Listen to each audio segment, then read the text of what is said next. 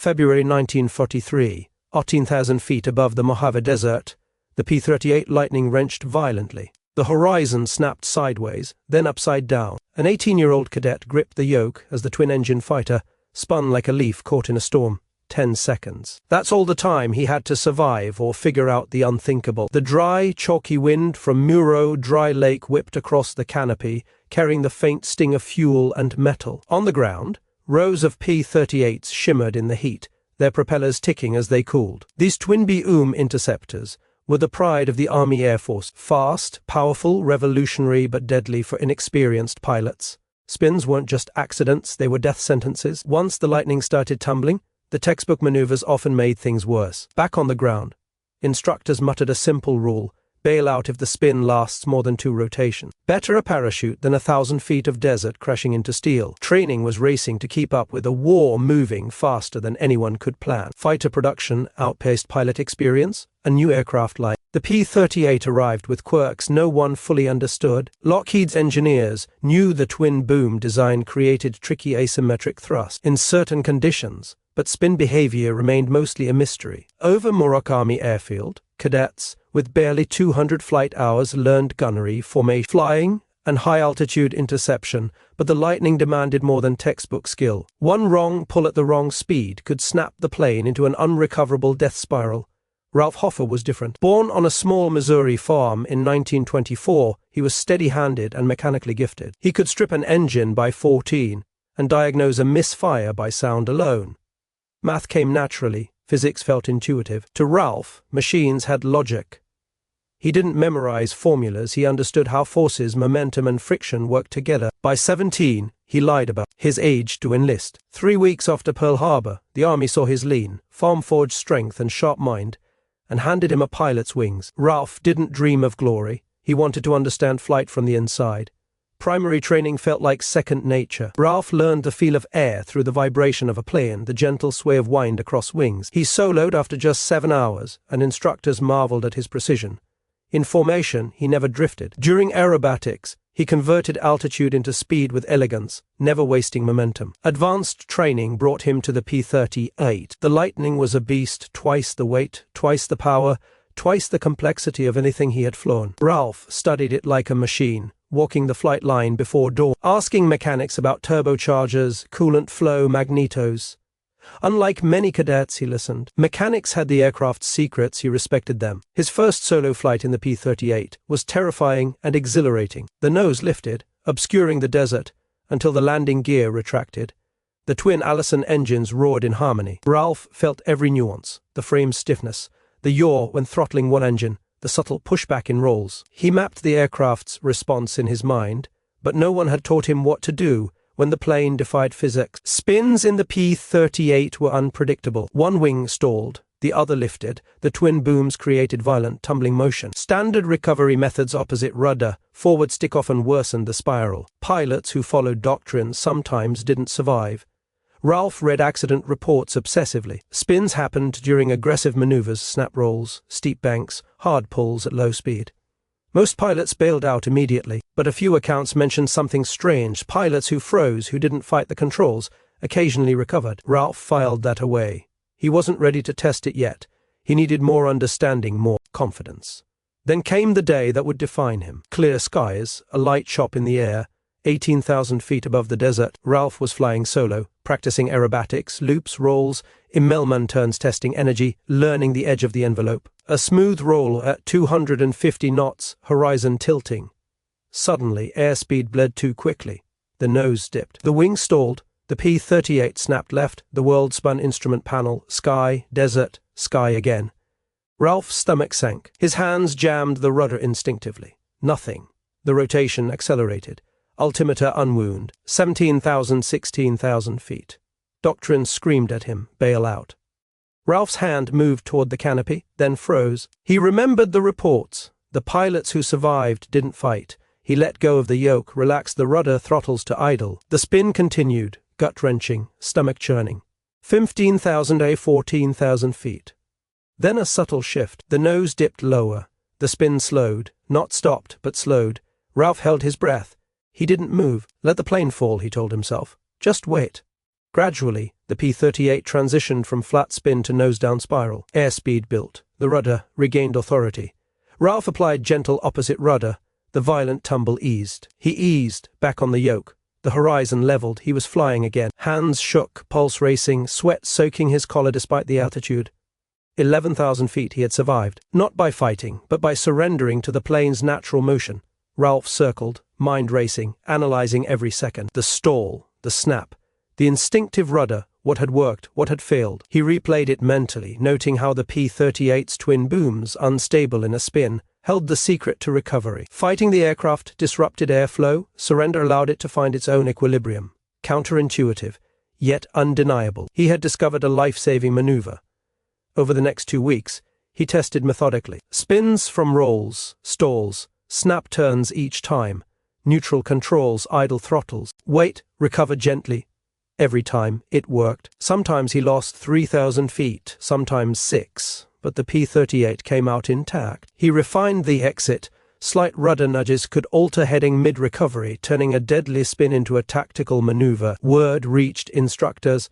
Tense meetings followed. Ralph explained, step by step, neutral controls, idle throttles, natural fall, gentle rudder recovery. It contradicted every manual, every procedure drilled into cadets for decades. But he had data, diagrams, altitude loss calculations, repeatable results. The chief flight instructor forwarded the report to Lockheed.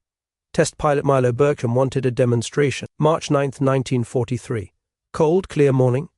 Ralph preflighted meticulously, chase plane behind him, climbed to 20,000 feet. He entered a spin deliberately, released controls, idle throttles. The aircraft tumbled violently for 15 seconds. Then the nose dipped. Airflow returned. Gentle opposite rudder, horizon leveled. Over and over, right spin, left spin, inverted entries each time, perfect recovery. Burcham confirmed. After 5 successful spins, the test ended. Ralph descended. He had proven it. Within 2 weeks, Lockheed issued a technical bulletin. Neutralize controls, reduce throttle, allow nose-down transition, then recover gently. Minimum 8,000 feet. Training commands updated their syllabi. Spin survival rates improved. And in combat, pilots learned to use intentional spins to evade enemies. Ralph Hoffer had changed the game, discovering a maneuver that turned the P-38 from a potential death trap into a controllable weapon. His skill would carry him to England with the 8th Air Force, flying P-47 seconds, then Mustangs, fearless in combat. Gun camera footage captured kills at point-blank range. By 20, he had 15 confirmed victories. Yet, the young ace's journey began not in glory but with an impossible spin and the courage to do nothing while the world spun around him. If you want more incredible World War II stories like Ralph Hoffer's, don't forget to like and subscribe.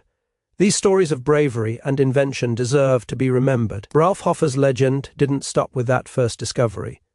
Back at Muroc, his peers still treated spins as death sentences. Cadets whispered about the lightning, its twin booms slicing through air like knives, and the sudden, violent spins that swallowed pilots whole. But Ralph knew the truth. Control didn't come from fighting the plane, it came from understanding it, from letting it fall and guiding it back. That insight was more than survival, it was mastery. He practiced relentlessly, always at altitude, always with a plan. Each spin was an experiment, a lesson written in sweat and heartbeats. Over time, he learned to sense the subtle cues the P-38 gave before a spin. The slight yaw at low airspeed, the faint wobble in the wings during a snap roll. By the time he approached 20,000 feet, he could enter spins deliberately, vary throttle, aileron, and rudder inputs, and predict how the aircraft would respond. The cadets who watched him circle the skies called it magical, though they didn't understand it was logic, not luck. Then came the day that would cement Ralph's technique in history. He was joined by test pilot Milo Burcham over the vast expanse of the desert. The sun blazed, throwing the P-38's metallic skin into sharp relief against the sand below. Ralph's hands were steady, his eyes scanning instruments, but inside every nerve screamed. They weren't just flying, they were defying years of conventional doctrine. Burcham watched closely from the chase plane, radio crackling, pulse synced to the rhythm of twin Allison engines. Ralph entered the first spin with practiced calm. Back pressure, left rudder no, wait, release, throttles idle. The aircraft tumbled violently for 15 seconds. Then, imperceptibly at first, the nose dipped, the airframe aligned. Gentle opposite rudder, and the spin ceased. Level flight returned. Bersham's voice came over the radio, clean recovery. Ralph repeated it again, this time right-hand spin, then inverted entry. Each time, the lightning obeyed. Each time, the impossible became reality. The test confirmed what Ralph had suspected. The P-38's twin-boom instability wasn't a flaw, it was a key. If the pilot didn't fight it, if he allowed the aircraft to transition naturally, the spin became survivable. More than that, slight rudder adjustments could turn the dangerous maneuver into a tactical advantage. Enemy fighters often underestimated the lightning's unpredictable behavior. Ralph had just discovered a method to survive an escape. Back at Murrock, the bulletin went out. Training manuals updated. Cadets now practiced spins deliberately under supervision, with chase planes on standby. The number of fatalities dropped. Pilots who would have panicked now had a path to recovery. In combat theaters, the technique had immediate effect. Over North Africa, New Guinea, and later Europe, P-38 pilots could use spins to shake pursuing aircraft, trading altitude for survival in seconds. The very maneuver that once killed pilots became a tool to survive and sometimes to gain the advantage. Ralph's reputation grew quietly at first. Fellow pilots noticed his aggressive precision, his uncanny ability to read the aircraft. Gun camera footage captured his encounters. Enemy overshot. Planes tumbled past him. Yet he remained calm, calculating. His understanding of risk was different. He knew when to push, when to release, and when to wait. Every decision in the air was measured, a combination of instinct honed by mechanics and experimentation, and courage forged under extreme pressure. By April 1943, Ralph graduated and deployed to England. With the 8th Air Force, joining the 4th Fighter Group, he flew P-47 Thunderbolts initially, then transitioned to P-51 Mustangs. His earlier mastery of the P-38 translated seamlessly. Energy management, timing, precise maneuvers, all of it became second nature. He pressed attacks others would avoid, often in situations where the enemy seemed certain to win. 15 confirmed kills marked him as an ace, but the real story was the innovation behind his survival. Every spin, every maneuver was informed by the lesson learned there. Day above the Mojave, patience and understanding could defeat chaos. Yet even with fame in the air, Ralph remained humble. He rarely spoke of his discovery publicly. To him it was simple: observe, analyze, test, survive. The battlefield was unforgiving, but understanding the aircraft's nature offered a chance to live and fight another day. The tactical spins he developed became part of his personal arsenal. A sudden drop of several thousand feet, a subtle change in heading, and enemy fighters often found themselves outmaneuvered. Not an attack, but an escape, a lifeline.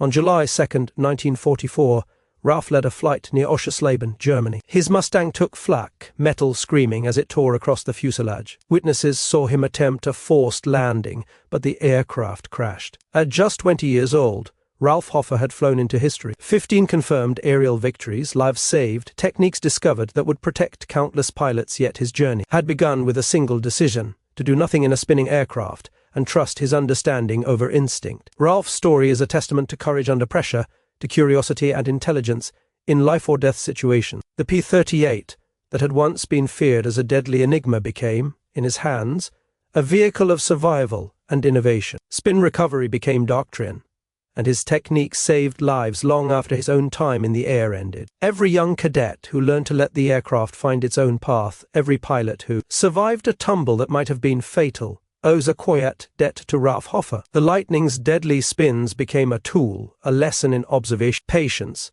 and the remarkable insight of one young man who refused to accept fear as final. If you're captivated by stories of bravery, innovation, and survival in World War II, hit that like button and subscribe. These are the stories that history nearly forgot, and now they live again through you. By the summer of 1944, Ralph Hoffer had become more than just a skilled pilot. He was a symbol of innovation under fire. Each aerial engagement was a testament to the lessons he learned high above the Mojave Desert, where survival had first forced him to rethink everything he knew about flight. Every maneuver, every split-second decision, traced back to that moment when letting go was the only way to live. Ralph's combat record reflected both courage and intelligence. Flying Mustangs over Europe, he engaged enemy aircraft with precision few could match. Gun camera footage showed him weaving through flak and tracer fire, closing in on enemy fighters at frighteningly close ranges. He pressed attacks that others abandoned, always calculating risks, always aware of the physics of his machine. Yet behind the thrill of the dogfight lay the same disciplined mind that had studied tractor engines on a Missouri farm years earlier.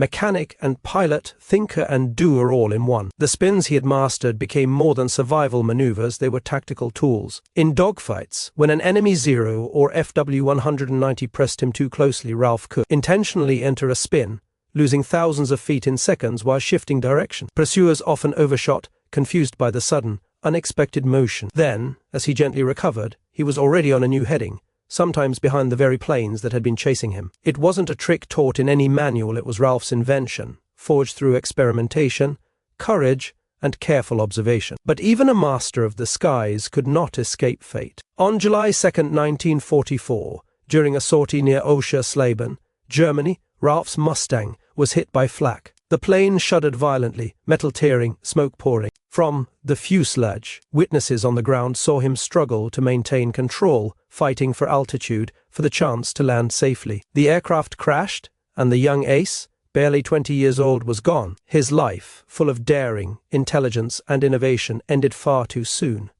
Yet the impact of his discoveries outlived him. The technique Ralph had developed, the controlled surrender to the aircraft. Spin was quickly adopted across P-38 training programs. Cadets practiced under supervision, guided by the very data Ralph had painstakingly recorded. Accident rates fell. Pilots who might have panicked now had a path to survival. In the heat of combat, these methods saved lives, providing options that had not existed before. What had once been a deadly flaw of the P-38 became a new frontier of tactical thinking, a reminder that understanding and patience could outmatch fear and instinct. Even after Ralph's death, the story of his innovation spread quietly among the Army Air Forces. His discovery influenced training manuals, survival protocols, and ultimately the lives of countless pilots. Intentional spins became part of evasive tactics and cadets who followed. His method often walked away from situations that had claimed others. In a war defined by danger and uncertainty, Ralph Hoffer had changed the rules. He had turned fear into knowledge, chaos into opportunity, and one deadly aircraft into a safer weapon. Ralph's legacy is more than aerial victories or combat heroics. It is the reminder that bravery is not only about rushing into danger but also about thinking under pressure, observing carefully, and daring to act in ways others would never consider. His story proves that innovation often arises in moments of crisis, and that survival sometimes comes from restraint, patience, and trust in the logic of machines. Every P-38 pilot who learned to control spins owes a debt to Ralph. Every maneuver in combat theaters, every evasion, every life saved through understanding carries the imprint of his insight. The ace who spun out of control and discovered the method that defeated 5 enemy aircraft lives on not just in history books, but in every cadet taught to respect the aircraft, to understand it, and to survive against all odds. If you want more jaw-dropping World War II stories of courage, ingenuity, and survival, make sure to hit like, subscribe, and turn on notifications. These incredible tales deserve to be remembered, shared, and celebrated, keeping the bravery of heroes like Ralph Hoffer alive for generations to come.